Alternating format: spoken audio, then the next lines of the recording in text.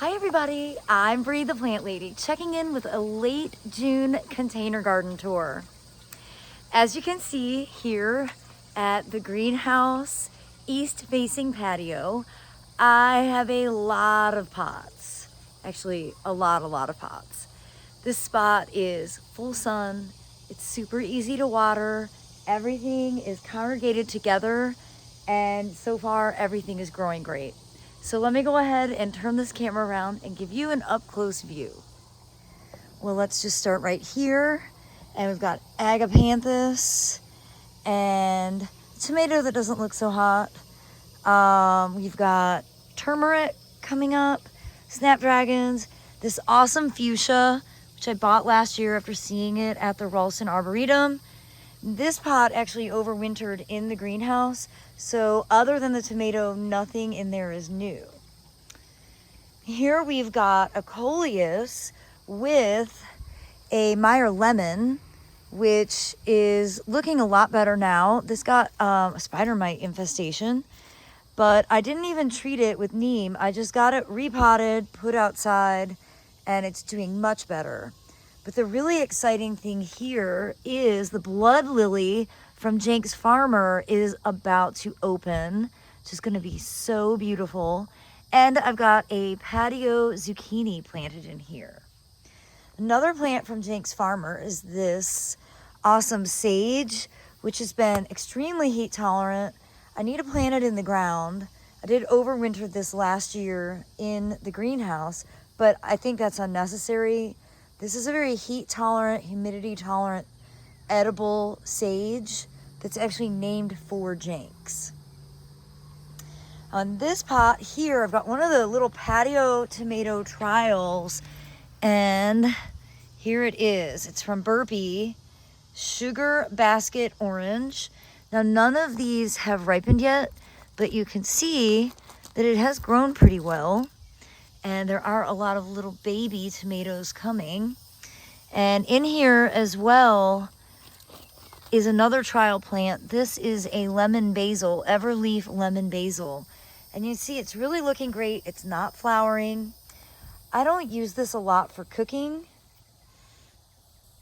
though I probably could. I mean, it is a really nice lemony flavor. All right, here we've got one of the dwarf heirloom tomatoes that I bought from the farmer's market. And next to it is a great jalapeno pepper that is fruiting wonderfully, but the deer are eating it, as you can see.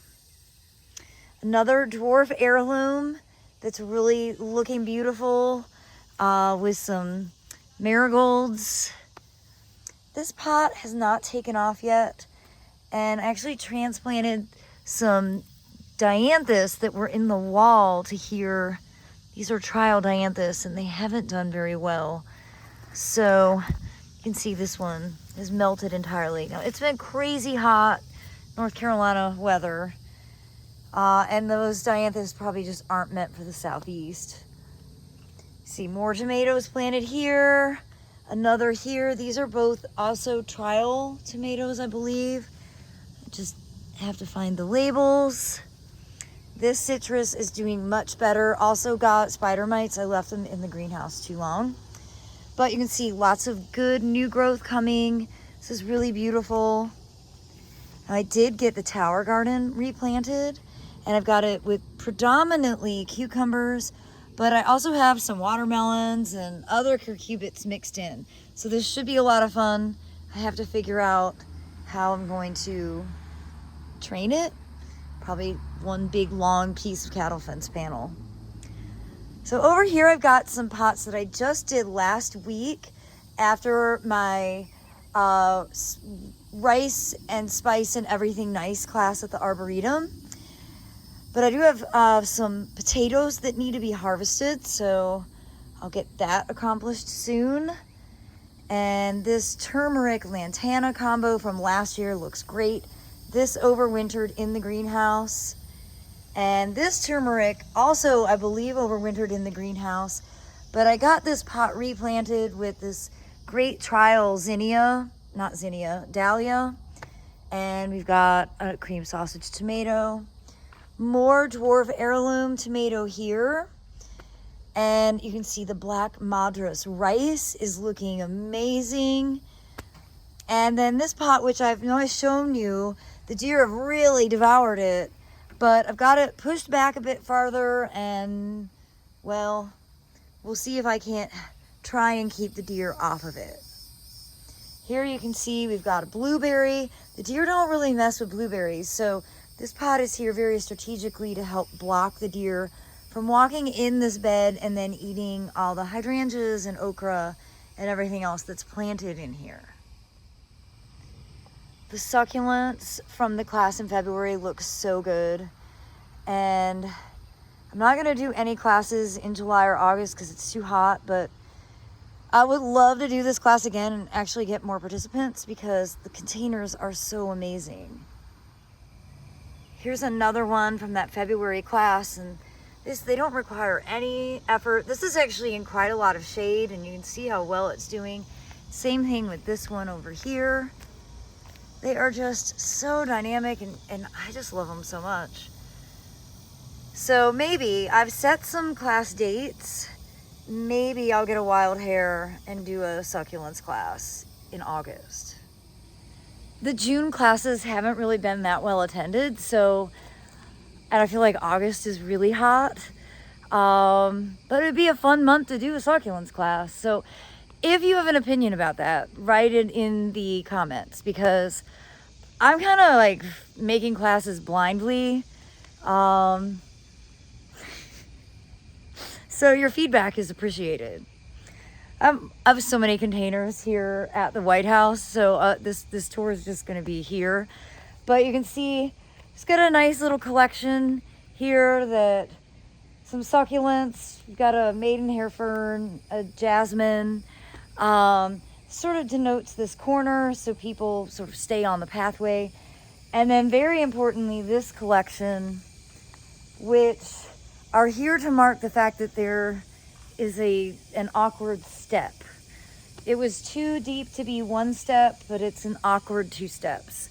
So that is why I have these sort of shade-loving ferns and sort of a houseplant that are just here. Well, you know, if you follow me, I love citrus and I love succulents, and both did really well in the greenhouse.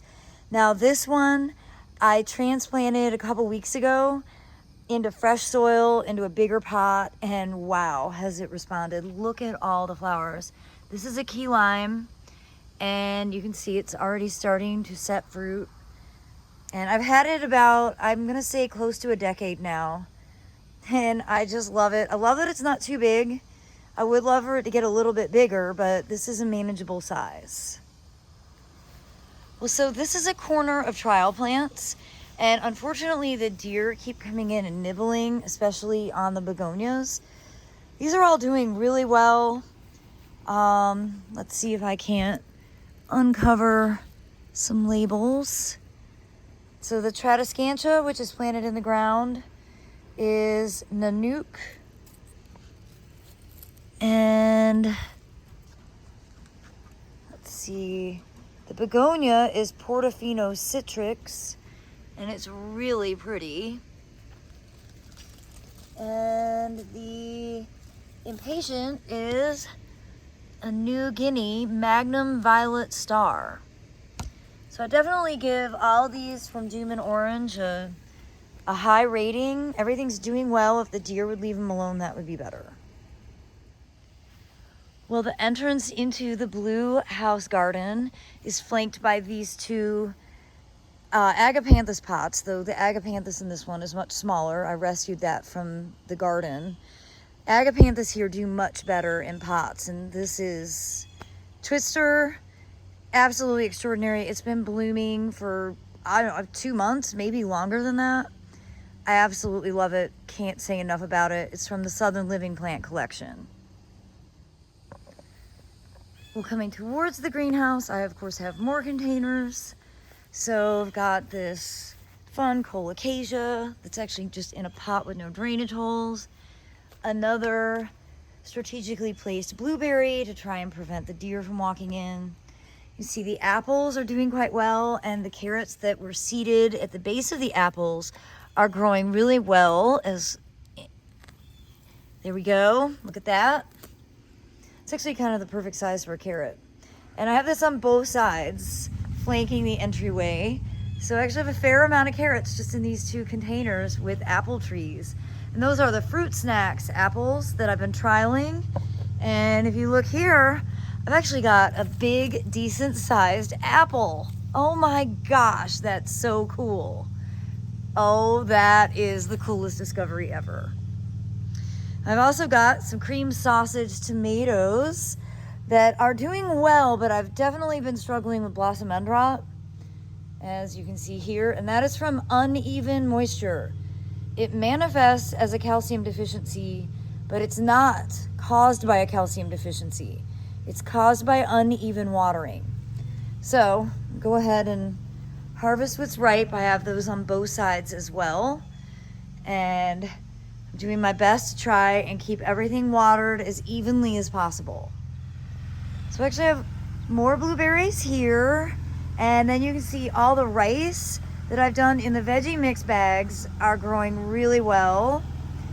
And then just to give you a sneak peek of what I still have to plant, my little nursery area. It's a lot less than it was. And I do have a whole new bed that I am about to plant right here.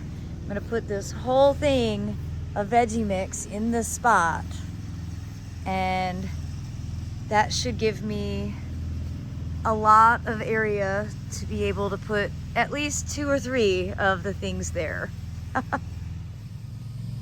Well, as I round up to the front patio, you can see I've got 2 big pots of rice growing here. Black Madras is doing great. That actually has some Rex rice seeded in with it. Now I am shocked, but none of the petunias have died. All the trial plants are doing remarkably well. I'm not convinced I would buy them because really I don't like any of those colors. Well, I don't like pink, I guess is fair to say, but nothing has died. So that is something. I like this side a bit better because I really like the coleus and the plectranthus. I think they just fill out the wall really well. And then I've got 2 more pots of rice which were just planted last week. In fact, they're only 6 days from when they were seeded. And then you can see I've got a big collection of tomatoes growing here on the front side of the house, which is east facing. And that really is the ideal location for growing tomatoes in North Carolina. We are just too hot to have them in full sun. So if you can put them where they get morning sun and afternoon shade, I think you'll have a lot better performance. Well, my Airbnb guests aren't here right now, so I'm just gonna give a quick look at the containers here at the fire pit, which are predominantly succulents. Everything's doing really well. I really like how the fire pit has transformed into a much lower maintenance space. I do have 1 blueberry growing over there, and it's really lush and green and looks great. Well, in the 2 pots here at this cattle fence, this side is where the champagne grape is planted, which is growing well all the way across. And on the other side is a pot of hops. Now, I'm afraid of both hops and grapes being planted in the ground, which is why they're both in pots. It's meant to keep their size under control because their growth is dependent on my ability to water them. And the bags here on the west side of the shade house have been planted just under a week, and they are really starting to do well. You can see like all the cucumbers that I seeded have germinated, and well, I'm keeping everything watered, and I'm pretty hopeful that I'm gonna have some good harvests coming out of these 100-gallon root pouches, which are both filled completely with veggie mix. Well, everybody, I hope you've enjoyed this late June container garden tour here in Fuquay-Varina, North Carolina. where it is hot, it is humid, and we're not desperate for rain, but I would love for it to rain. Thankfully, we have a lot of possibilities in the forecast, so fingers crossed. Well, as always, I'm wishing you the best. Thanks so much for watching, and happy gardening, everybody.